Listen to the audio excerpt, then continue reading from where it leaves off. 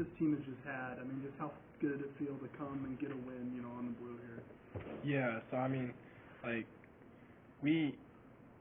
and I'm at fault of this, you think so far ahead. As soon as you get into conference play, you start mapping out, how do you get to Mountain West Championship, how do you get your goal accomplished, and then we lose a game like last week, and then it's almost just like,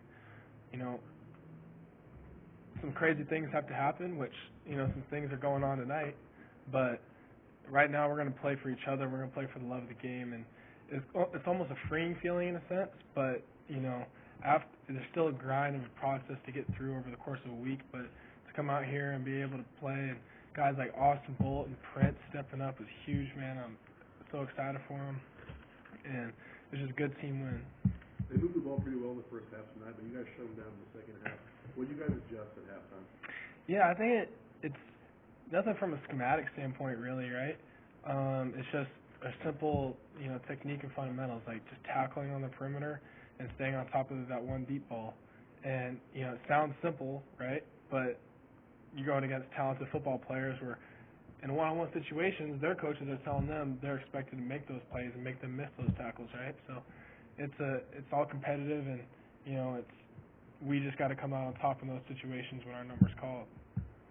I know last week DJ and Andrew came off the field for a single snap on defense, and this week you have to sprinkle in Chase Martin and Andrew Rip, right? Jake Rip, sorry, yeah. Jake Rip. Either way, what do you see out of those young guys tonight? No, man, those guys, those are blue-collar dudes right there, and they've been working their tail off, and to be able to play behind them and play off them, it's awesome. To see them get their opportunity, it's well-deserved. And not only that, I mean, we saw Jake Rip, he came through and made some good tackles, and these guys are developing, they're growing, and that's what this place is about, is not just recruiting players, but developing players and men, and it's just been awesome to see them grow. That red zone turnover really seemed to turn things for you guys. I think if they had scored, that turned it into a one-possession game. But I think after that was when you guys really started to turn on the afterburners. How big of a change was that for you? Did you think? Yeah, I mean, anytime you can get a turnover in the red zone, it's huge. At least 3 points off the board, maybe 7, right? And it's immediately pivot, and then our offense is able to go down the field. I think they scored on that next series, if I remember correctly. And I mean, it's really a 14-point swing just like that. So turnover is anywhere, but in the red zone especially are huge momentum changers.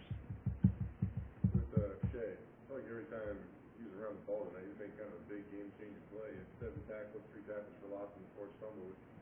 Think of what Shea played tonight. Yeah, man, Shea. Shea's. It sounds funny, but Shea's Shea, right? He plays his game, and the things that we ask him to do, he's able to do a very very good job at them. And we've all kind of had things we had to grow over the course of the year, but for him to take those strides over the course of the season and make those plays, that to be honest, like Shea wasn't always making those plays that Shea is now. It's just his commitment to himself and the game and team and development. That to see him out there making those plays now is it's pretty cool. He's really a happy guy, but maybe like game day, like he's got like this laser focus thing going on where I don't know if he knows anything else going on besides what he's actually focused on. Yeah, you're gonna have to talk to him about that one. He's he's a unique character. He's awesome to be around. He's got his own game day vibe. Him and I got pretty opposite game day vibes, but we play off each other pretty well.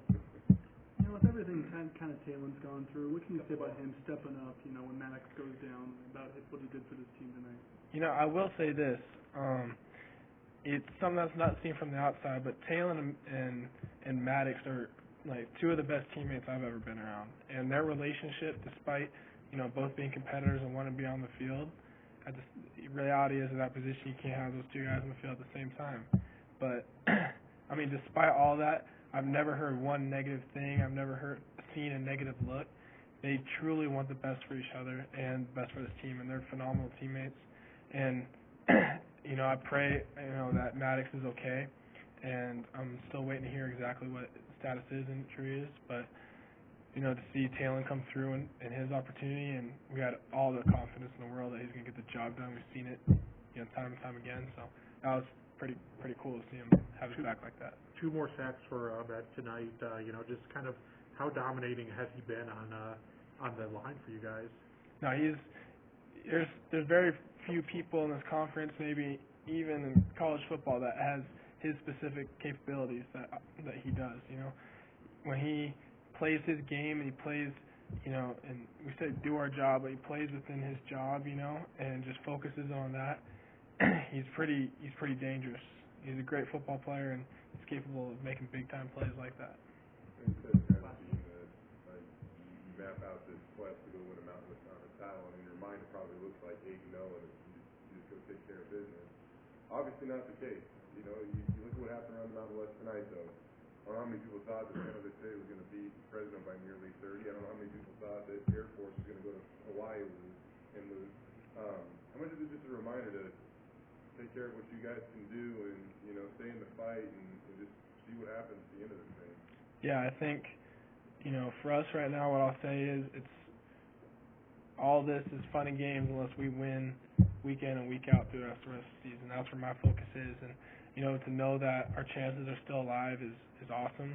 But I made the mistake before of trying to think too far ahead and map this and that out.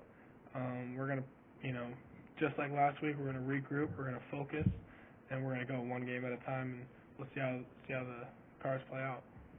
All right, thank you.